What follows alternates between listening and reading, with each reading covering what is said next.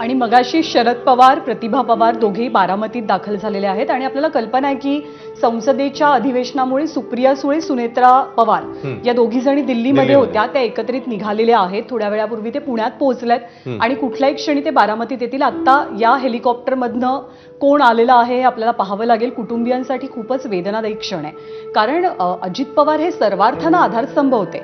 कुटुंबानं राजकारण कायमच वेगळं ठेवलं आणि नात्यांना अधिक प्राधान्य दिलं. पार्थ पवार आपल्याला दिसत आहेत, सुप्रिया सुळे आहेत आणि आपण कल्पना नाही करू शकत की यांच्यावर किती मोठा दुःखाचा डोंगर आहे आणि कोण कोणाला सावरणार. म्हणजे खूपच भावनाविवश झालेले आहेत सगळेजण. कुणी कुणाला आधार द्यायचा, कुणी कुणाशी काय बोलायचं.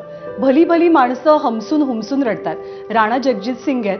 राणा जगजित सिंग सुनेत्रा पवारांचे भाऊ आहेत आणि अर्थातच बहिणीला आधार देण्यासाठी ते सुद्धा पोहोचलेत. पार्थ पवार असतील, जय पवार मगाशी पोहोचले होते रुग्णालयात, आपण बघितलं. पण कोणी काय बोलायचं, कोणी कुणाला सावरायचं, हाच प्रश्न खरं तर आता सगळ्यांसमोर असणार आहे.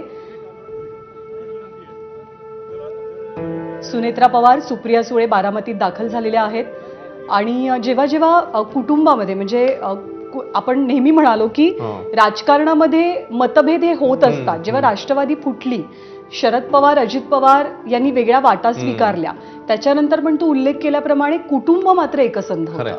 दिवाळीचे कार्यक्रम असोत, मुलांची लग्न असोत, घरातले मंगल कार्यक्रम असोत, प्रत्येक वेळेला ही सगळी मंडळी, सुप्रिया सुळे कायम म्हणायच्या की रक्ताचं नातं हे अधिक जास्त महत्वाचं असतं आणि blood is always thicker than water. म्हणून रक्ताची नाती ही आमच्यासाठी महत्वाची आहेत आणि पवारांनी ते धोरण कधी सोडलं नाही.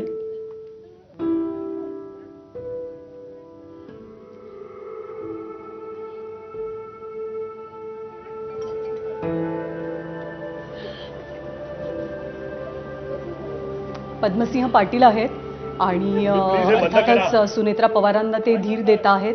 राणा जगजित सिंग आहेत आणि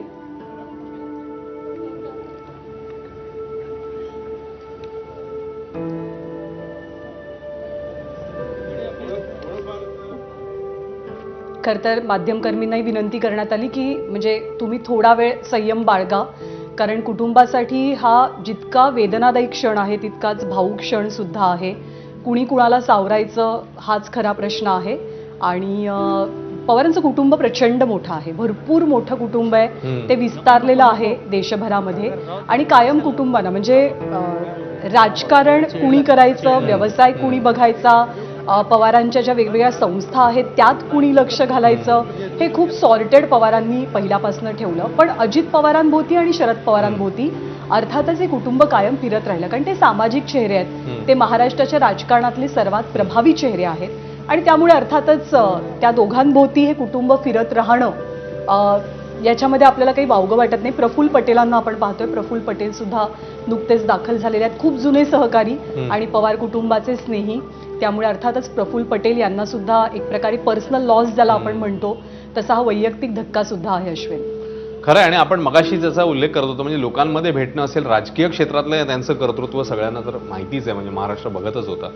पण बाकीच्या क्षेत्रात ज्याचा तू मगाशी उल्लेख केलास तर त्याच्यामध्ये अर्थातच क्रीडा क्षेत्र देखील आहे. कारण अजित पवार कबड्डी आणि बाकीच्या खेळांबद्दल आता पण आपण बघितलं तर ऑलिम्पिक असोसिएशन असेल तर त्याच्यामध्ये देखील आपण बघितलेलं होतं. मुरलीधर मोहोळांनी मला वाटतं प्रतिक्रिया दिली होती, कारण त्या ऑलिम्पिक असोसिएशनच्या त्या निवडणुकीमध्ये ते एकमेकांसमोर होते आणि त्याच्यानंतर इतका सारा समुच्चय, इतक्या साऱ्या क्षेत्रामध्ये वावर. आणि आता शर्मिला पवार आहेत, युगेंद्र पवारांच्या आई. आता कुटुंबातले सदस्य तिकडे जास्त संख्येने येतात. मंत्री दादा भुसे देखील आपल्याला दिसत आहेत. त्यामुळे नेते मंडळी आहेत, विविध पक्षातले, पक्षापलीकडचे काय म्हणूया आपण, ती देखील नेते मंडळी आहेत, कुटुंबीय आहेत, समर्थक आहेत, आपली माणसं आहेत आणि प्रत्येकाच्या मनामध्ये अपार दुःख आहे ज्ञानदा. कारण आपण जसं म्हणतोय विश्वास बसत नाही. सकाळी जेव्हा ही बातमी आली तेव्हा आपल्याला देखील असं झालं होतं की हे काय घडलंय नेमकं असं. तर आणि ती कुटुंबीय आता तिकडे पोहोचत आहेत, जसं तू म्हणालीस, अत्यंत वेदनादायी, कठीण आणि स्वीकारायला अवघड, म्हणजे शब्दात वर्णन नाही करू शकणार आपण, अशा पद्धतीचा असा क्षण आहे. आणि आता कुटुंबीय, त्यानंतर मित्रपरिवार असेल, ही सगळी मंडळी पोहोचत आहेत तिकडे. हो, मंदार गोंजारी आपले प्रतिनिधी आपल्यासोबत आहेत. मंदार, कुटुंबीय सध्या दाखल झाल्याचं पाहायला मिळतं. अर्थात सुनेत्राताई आहेत आणि त्यांना धीर द्यायला कुटुंबातला प्रत्येक सदस्य सध्या तिथे उपस्थित आहे. मंदार,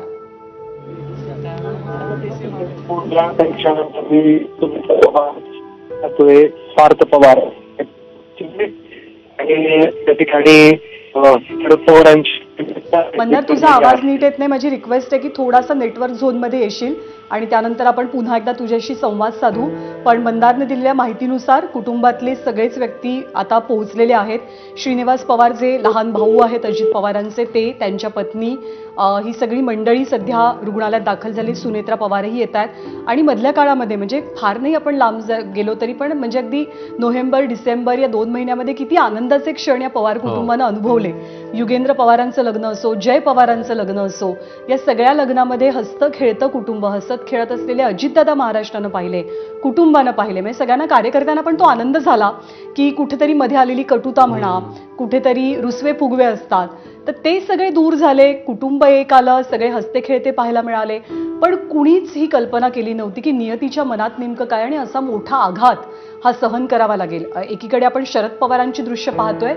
प्रतिभा पवार, शरद पवार एक साधारणतः तासाभरापूर्वी बारामतीत पोहोचले आणि दुसरीकडे सुप्रिया सुळे, सुनेत्रा पवार आणि पार्थ पवार ही सगळी मंडळी आली. तर सुनेत्रा पवार यांच्या माहेरची जी मंडळी आहेत